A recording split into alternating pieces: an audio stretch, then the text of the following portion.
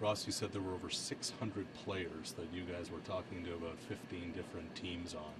At what point in the game did you realize the market is set, this is what the main guys are going to cost, and then we can start our real conversations? Yeah, it's a great question.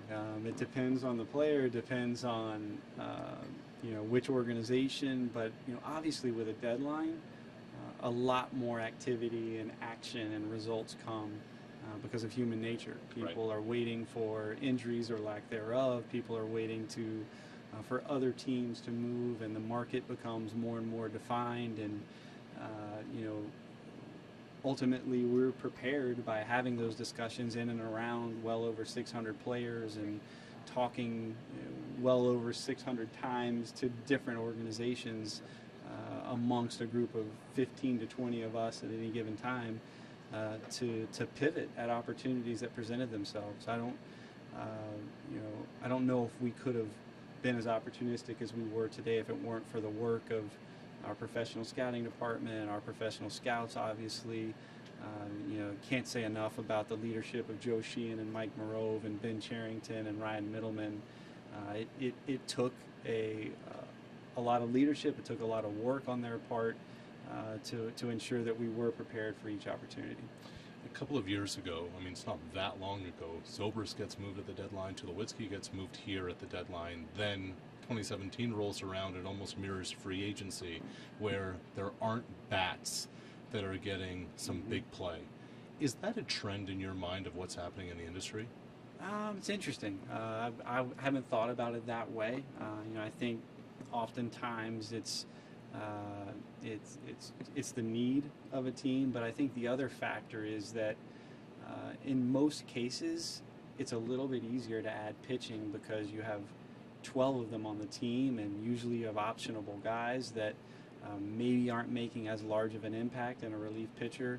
And oftentimes, if you have an optional shortstop that is playing every day for you, you can't option that guy to make your team better to add. So that's part of the complicating factor. But we'll see. Time will tell. And I think mostly it has to do with just the needs of teams on any given year.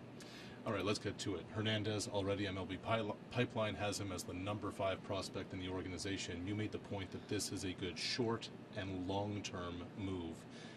What about the short term and what about the long term do you see with this kid? Well, I think if we had the need right now, he'd come to the major leagues and be an everyday player. I think at some point we will have that need, whether that's next week or next year.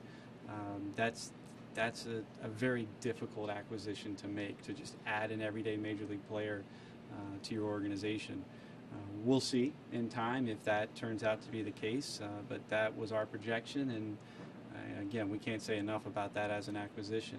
I also can't say enough about the contributions of Francisco Liriano and what he's meant to the team. And Nori Aoki is a guy that complements our team well, and somebody that will be looking forward to watch on our semi-regular basis. But Tejo Hernandez is well regarded in the industry. We've been excited about him well before he was a potential Blue Jay. People are going to say Marco Estrada was one of those rental arms and may be surprised why he didn't move. Was there much of a market for him? It's interesting. With every team's interest level is different.